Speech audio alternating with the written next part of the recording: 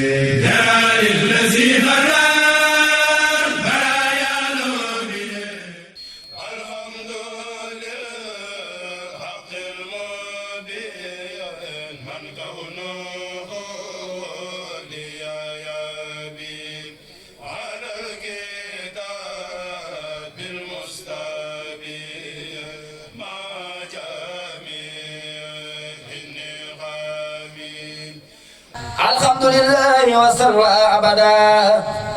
على الذي بي لنا هدى أبدا